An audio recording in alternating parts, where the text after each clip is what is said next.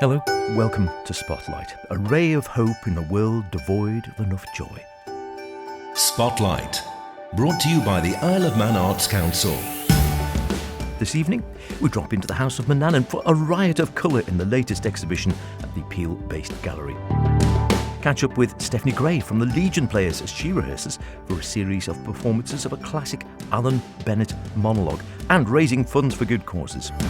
More from Pip at the EAC and a poem from Simon Madrill's debut collection, Lamping Wild Rabbits.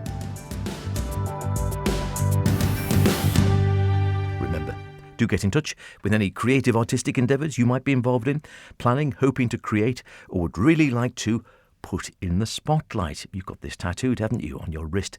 Be they poetic, theatrical, musical, literary, ceramic, sculpture, drag, film, mime, social media, digital, calligraphy. There are others. Just let me know what they are when they're not on the list. I'll stick them on, I promise. Howard Kane with an E at manxradio.com, spotlight at manxradio.com. A couple of people have got in contact recently, which is lovely. It would be lovely to have more. If you've been thinking about doing it, you've got something arty coming up, let me know at those addresses. Lots of art, less time. Let's go. Out west, as it happens. And if you think art exhibitions and children don't generally mix, true. Or if you love a morning at an exhibition or so, but feel you can't get there because the kids are always in tow, then the art exhibition for beginners could be the exhibition you have been waiting for. Right, here we are, down at the House of Manannan on a slightly wet day for an exhibition which is just about to open up. And very colourful it is too. We're just having a sneak preview of Art Adventures for Beginners. And I'm meeting up with two people who have been heavily associated with it from two sides of the fence, as it were. So would you just like to introduce yourself? Yeah, so I'm Katie King and I'm one of the curators of art and social history for Manx National Heritage. Indeed, we know Katie, and of course... And I'm Susie Walker. I'm the Arts Project Officer for the Isle of Man Arts Council. Brilliant. So I say it's a sort of joint collaboration. So how does this work then, Katie? So at Manx National Heritage, we've got two exhibition venues. We've got one here at the House of Manannan and we've got one at the Manx Museum in Douglas.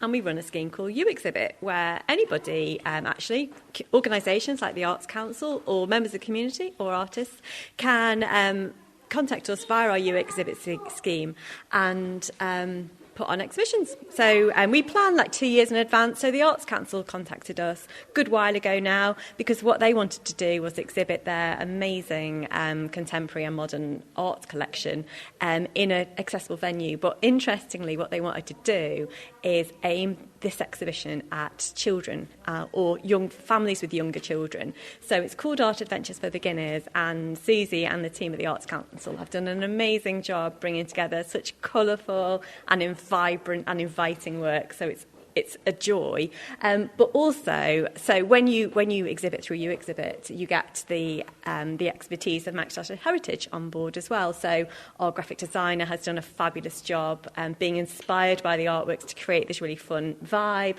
You get our technical team we were just saying before, weren't we, Susie, what a dream it is to have our technical team install everything so perfectly, and then you get the support of Manx National Heritage along the way. So it's fantastic to work with the Arts Council because we're great friends anyway. Susie's a great friend of mine too. So we've had a super time, haven't we? Marvellous. And you hear a couple of clients in the background as well, so it's great. It's a great idea. It's super colourful. You can see people are already enjoying it. Well, some of them are anyway. And great fun to put together. Great fun to put together. The Isle of Man Arts Council Contemporary and Modern Art Loan Collection is an amazing collection. It's been collected into for about over 30 years, and David Fletcher and Eileen Shea started it, and it's just got wonderful things in it. Really bright, colourful artworks, really sparkly artworks, really big, really small, really broad as well. And you don't need to know anything about art to enjoy it. It's just about looking at the colours and seeing the shapes, and art's really good for you. It's good to be creative, and it's good to look at creative things, and it's good to be around creative people. And I think one of the beautiful things about some of the works in this gallery they're really simple, but it's really hard to make something simple be so amazing. So you don't need any knowledge, you just have to come and have a lovely look. So it is aimed at young people, but, well, anyone really, but particularly perhaps young families? Yeah, young families, Manx National Heritage are putting a lovely programme of events around it, so you can get involved in so many different ways with lots of different groups to come and have a look. And you can just pop in and play. There's a lovely play area in here as well. Have a run around, see what you like, and just feel really comfortable around art. That's the main thing that we want people to feel, just comfortable around art. And again, introducing young clients like behind us there to the world of art. Absolutely, and they ran in and they ran around and they loved spotting all the characters that Christina at Manx National Heritage had made, and then looking at the art and seeing how it all worked together. So yeah, it's a really lovely, bright exhibition. And it certainly is that as soon as I came into the gallery, I thought instantly what I thought was, wow, colour everywhere. It's just lots of colour, lots of shapes, lots of patterns, lots going on. Just the collection itself, it's great to see, because this sort of collection, which is like the sort of nation's collection, only sort of comes out with exhibitions like these. Yeah, absolutely. It's a loan collection, so it does go out and about, but it's had sort of a moratorium on loans for the past couple of years, where I've brought it all in and catalogued it. So it's the first time since it's all been brought in that it's all gone back out. So some of these pictures have been in cupboards and all around in the hospital, and you might notice them from different places, but it's the first time they've been together in a little while, and so some of the absolute beauties from the collection are definitely out in this gallery, which is nice. Well, we say some beautiful, just standing in front of a big smiley face, Yin and Yin by Jake Chapman. It is a big smiley face, as it says. Is it just a round, glittery, smiling face? You think there's more to it? Probably is more to it when you look closely to it, and it explains that. Have you got you were saying lots of beautiful things. Have you got a favourite in the exhibition? Yes, I've got a favourite. It's over here. Right. It Let's is, just cross over here. It is this big horse by Elizabeth Frink. The big red one? No, this big horse here. Ah, right. I think I love it so much because she talks about the horsiness of horses, and I think she's really captured that. It looks really simple, but the more you look at that, the more you can see that character of that horse coming out. And it had been, we weren't sure where it was for a little while, and we managed to find it in one of the schools and bring it back and have it reframed, and I think that horse is just shining. It is brilliant, isn't it? And I must admit, I wasn't that aware.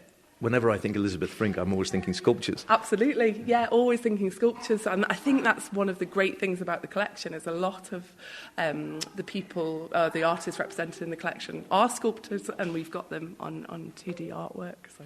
That's terrific. And we'll just go and see what... have you got a favourite as well? Have you got a favourite within the exhibition? Well, I'm an animal, so... We've arranged the exhibition not by artist or by, style of art. We've arranged it by theme because we think that's a really easy way to engage with art. So we're in the animals and art section, so I know that Susie's talked to you about the wonderfully very horsey horse. It's great, the horsey horse, the Frink. No, I'm a big fan of dogs myself, so I'm really drawn to this. It's a very famous artwork actually by Craig Atkinson, a Bedlington dog. He features his dog Waveney, who's a Bedlington Terrier, in lots of his artworks. But this is the classic one. Wonderful dog, but on such a vibrant red background. He looks like he might be walking into a door, or maybe going to wee on a tree. I don't really know, but that's what's so great about this. You don't need to know. So I think when we started chatting about this exhibition, I don't know about other people, other families on the Isle of Man. I've got a daughter who's 7, and I sometimes feel like these sorts of art exhibitions that we have on the Isle of Man might not be for me. They might not be for my children. They don't really want my children running around in the gallery, and I don't really know enough about the art, and maybe I feel a bit embarrassed in front of my child that I can't really explain the painting. That's why this is fabulous. There's very little information in this gallery because you don't need to know anything. Just, do you like that? Why do you like it? Could you do that? Have a go at home. It's just lovely. And Susie has written such sweet labels for each exhibition. She's written a great one about a ghost, which I love. So it's just super fun. And just to reassure you, this exhibition is for you. Doesn't matter if you're 6 months old or 99. It's just a joy, and particularly on such a grey February we're having, probably grey March, it's just joyous to come. And of course it's all free, so do come down and enjoy what the island has to offer, because this is this is the nation's art collections cared for by the Isle of Man Arts Council. So come down and you too can have your children running around the gallery having a great old time. Brilliant. And that's part of the thing, isn't it? Because you often think art exhibitions and children don't mix, but this is going to sort of confound that theory and say, bring the kids along. Yeah, and you know what else? Everything's glazed, everything's protected. Your child cannot stick a finger through an artwork, don't worry. Just come down. Well, you know what? I'm glad you picked out this red one, because I was thinking, as soon as I came in and looked round, this one, the Bedlington dog, is the one that also I just thought, wow, love that. I'd stick that on my wall. It's just so simple, this sort of massive red field. Well, I don't know, as you say, red field, whatever it might be, with just a sort of like a horizon or a sky above it, a little bit of blue, orange and purplies. And the dog is just standing there, looking a little forlorn, it has to be said, and possibly looking at a wall or a very thin tree, or you make up your mind what it is. A hole? I don't know. Yeah. But yeah, so we've got some really famous artists in here as well. So like David Shrigley, some people may have heard of. He's done this very famous sort of painting. Well, he's done loads and loads, but one of the most famous ones I know is called Ignore the Ghosts. And it's basically somebody covered in a pink sheet, and it's got a big bit of writing on it, and it says, Ignore the Ghost, which is obviously impossible because it's someone wearing a pink sheet on their head. So there's just some funny artworks as well. There are some local artists' names in here as well. Eileen Scher right in front of us. Eileen, of course, with her husband David, was instrumental in setting up this collection. So there is a work by David Fletcher in here as well. But mostly you'll see some big names around. So we've got some Hockneys around the corner, Paula Rigo. So if you've heard of them, that's fine. If you haven't, that's fine too. But just come in and join. You never know. It might inspire you to Google some of these names later on, find out what else they've been doing. We're just in front of the Hockneys now, and they are great. They're almost sort of cartoon-like. Well, so these ones are telling a story of a chap who's trying to scare himself, and if he manages to get scared, I think he gets to marry a princess. It's from a story. Susie would tell you more. But yeah, it's a comic. It's a comic book. But you can see he's very impassive. He's not scared at all in any of these pictures. And yeah, so Paula Rigo. This is the storytelling section. So it's looking at Mary Quite Contrary, Little Miss Muffet, Goosey Goosey Gander. So really something of everything. And I think collectively my favourite wall is one we've got about colours and shapes. And it's just, down the far I don't end know if then, you've ever heard the expression, I'm sure you have, when people say, oh, I could have done that, because they're so simple. Modern art, that's the way, isn't it? But they're not. You try and do that. It's really very difficult. And then, of course, it's all abstract, and what does it mean? And frankly, it doesn't matter what it means in here. It's what you enjoy. And have a good go at going at these geometric shapes. Incredibly difficult to do. You can do it with tape, you can do it with different mediums to try and stop the colours blending together. So yeah, have a go. If you think you can do it, good on you. You go home and have a go. And so absolutely fantastic. So I feel very inspired. And of course we have got a chalkboard in here. We've got a magnetic board. You can have a go, make your mark. And like I say, we've got these activities happening all throughout the run of the exhibition. It runs till May. So we've got a load on in February half term. We've got some gallery tours, and we've got we're working with mini musicians and Art Reach and Drama Tots, who are putting together a programme of activities primarily at much younger children, under fives. But the gallery tours are for everyone. So I should say, don't be put off if you don't have children, because it's not just for children. If you enjoy modern and contemporary British art and you don't get off the Isle of Man much to see it, then this is your time to shine as well. So do come along. Absolutely. Big names, local names, something for everyone, I would say. In just the few minutes I've been wandering around, there have been several I would happily hang on the wall, must admit. I love the Hockneys. I rather like the Bat over the far end by Brian Neal as well. Of course, yeah. So there's quite a few Royal Academy artists in here as well. Anish Kapoor, for example. There's just so many big names. Gillian Opie. I could reel them all. Go on, forever. You'll just have to come and see them for yourself. Runs till May. The opening is? So the House of Manannan is open from 9:30 to 4:30, 7 days a week. And the gallery is open whenever the House of Manannan is open. So it's free to enter, free to enjoy. Donations always welcome, of course. It really is wonderful, super colourful, great fun, something for everyone, a guaranteed boost to your day. It's on now, it runs through until May and is free, though donations are welcome. Spotlight, brought to you by the Isle of Man Arts Council. We heard from Brighton-based Manx poet Simon Madrill last week as he celebrates the launch of his first collection, Lamping Wild Rabbits. And whilst I was talking to him down the line from his home in Brighton, I couldn't leave without hearing some of the poetry from the collection, of course. But first, another question. Do you think your writing in the time we've been talking about your poetry and the time you've been writing as well, do you think it has altered significantly? Do you think your poetry has changed or evolved, or do you feel you sort of stay so true to how you started out? I don't know if I'm the best person to judge that. I mean, it's hard to judge it yourself, I know. I mean, I think I'm a better writer because Yeah. I think if we don't improve as a writer as time goes on, then there's something going wrong. I mean, I think as I'm learning the craft more and more, then I think the range of work that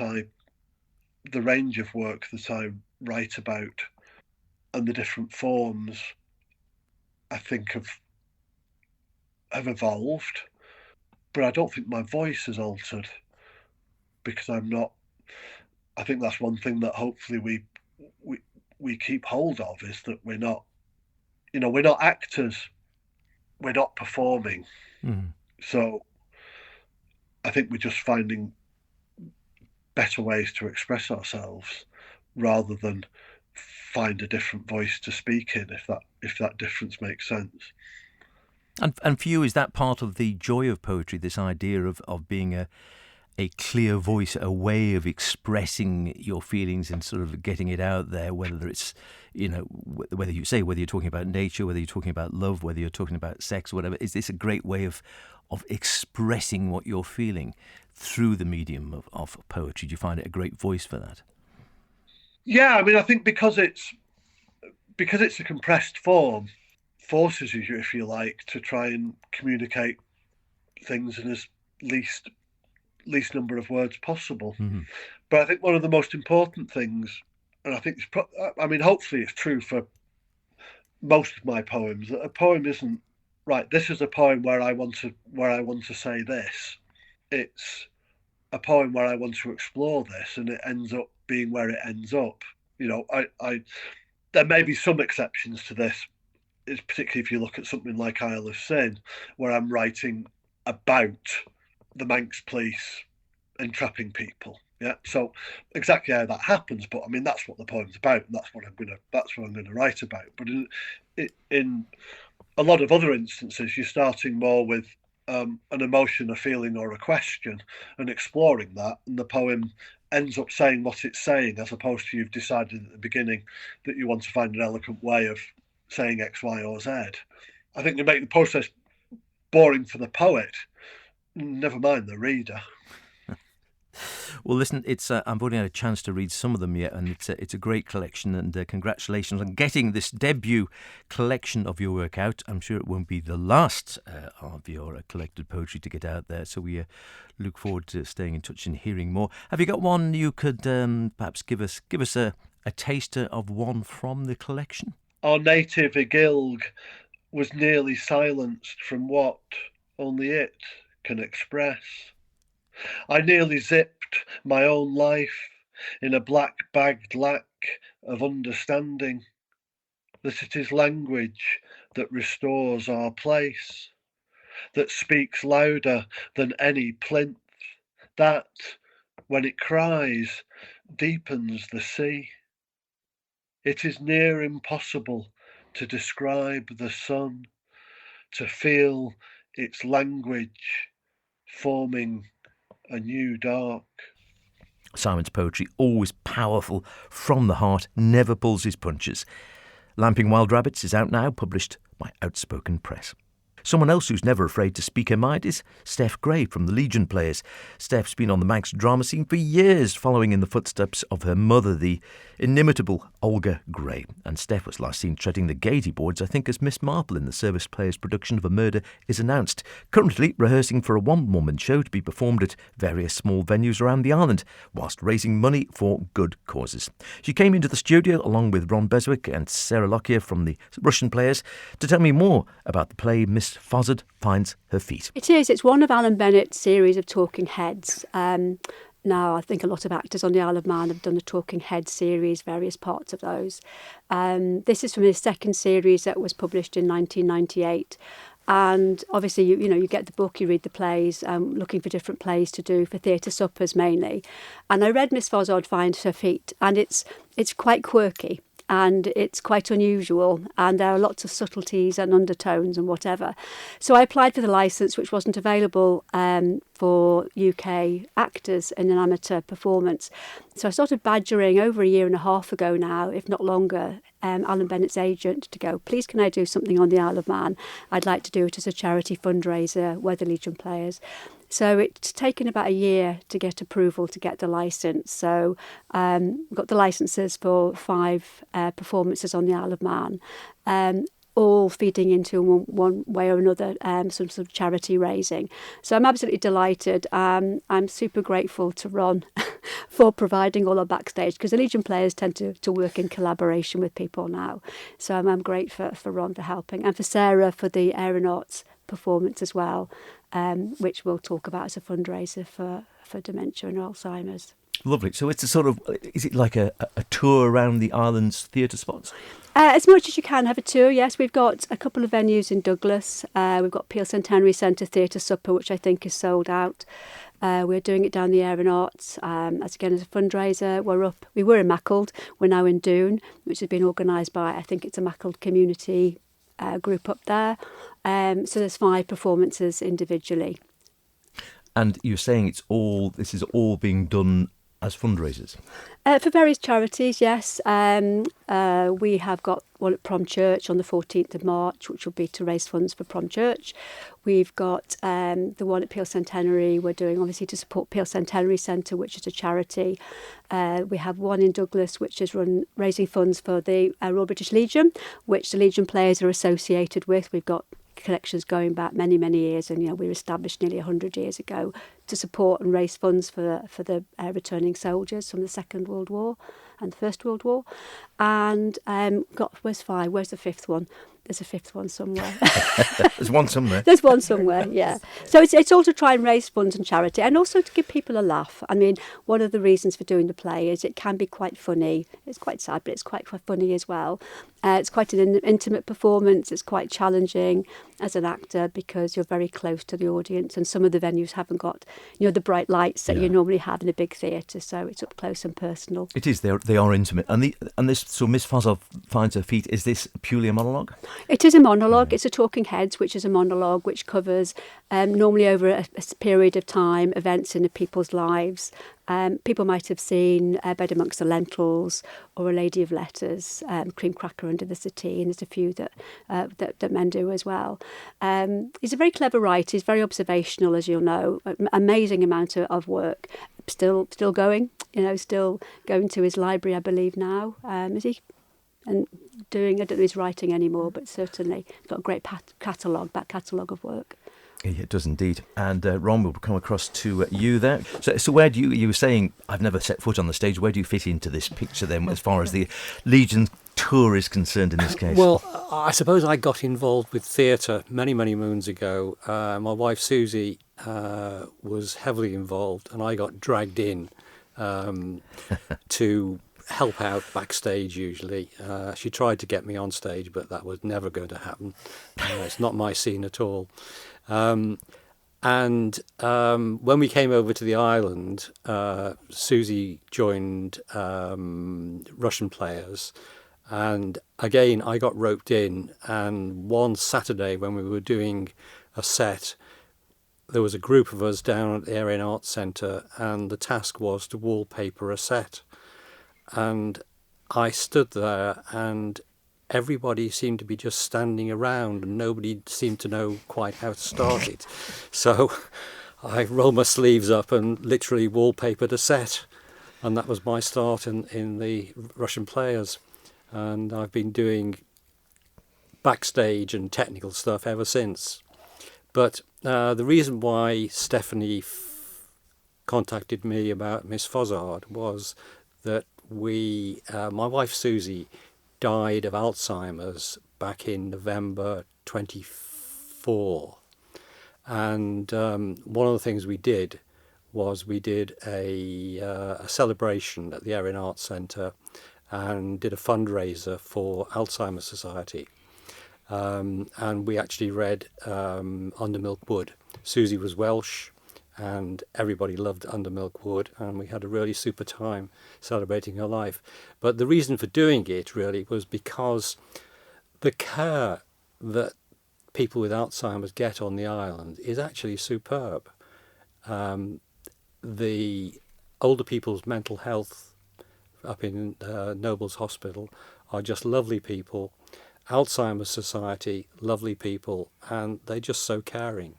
So we've done a couple of fundraising events for them, and this is another one. And that's the reason for coming together. We'll hear more from Steph and carry on with Sarah. There's a pun in there next week. Do go along and support them if you can.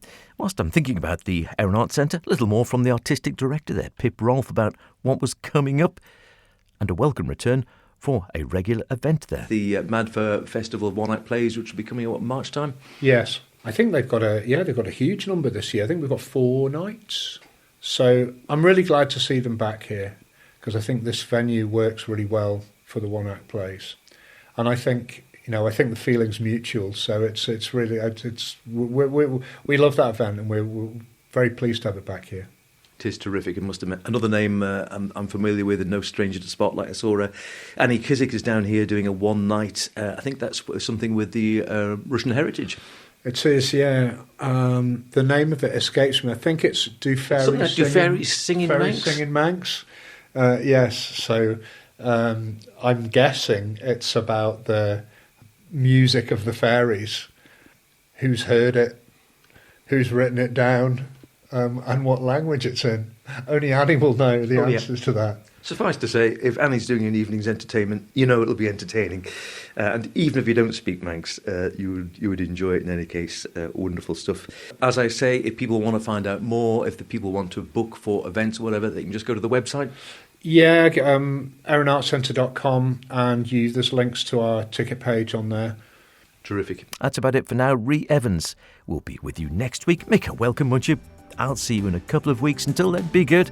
And whatever you're doing, be creative about it. Hey, Moo.